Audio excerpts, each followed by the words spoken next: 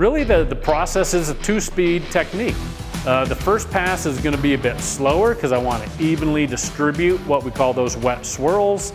Once I've got the field and even color and the swirls distributed, I'm going to come back at a second pass at a faster pace and work the product back and forth quicker until those wet swirls are gone.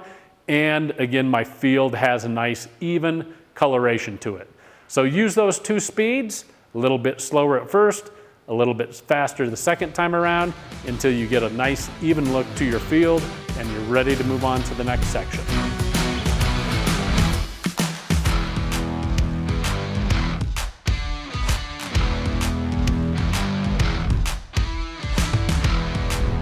The answer is no, the color's not going to be deeper, and you're just going to have other issues then because you didn't take or you have too much excess still on the floor trying to go right into your buffing all the time. One, your white pad is going to load up a lot faster.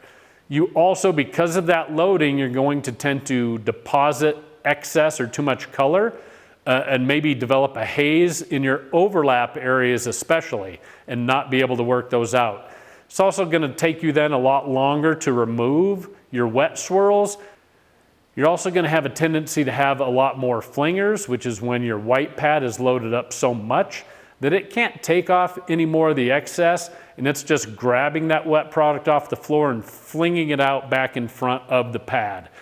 So don't skip the excess removal process. It may depend on your environmental conditions and the color on how much you actually remove per section, but not removing any is not going to help you, and it can only help by taking some of that off before you hit it with your white pad to move the wet swirls around and then to take them off.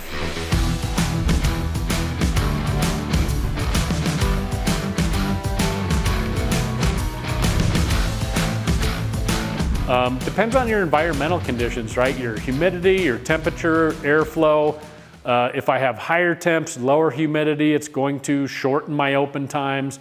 Also, it's color dependent. So any of the heavier pigmented products, whether it's my darker brown tones like Americano or cocoa bean, winter or smoky gray, something with a white pigment in it, those are also going to have shorter open times and tend to get tackier quicker.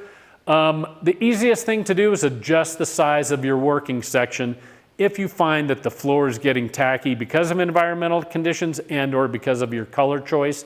So either shorten it, or if it's staying nice and open a lot longer than you expected, you may be able to work larger sections. But do that first and make sure your environmental conditions are controlled, and open time should not be an issue.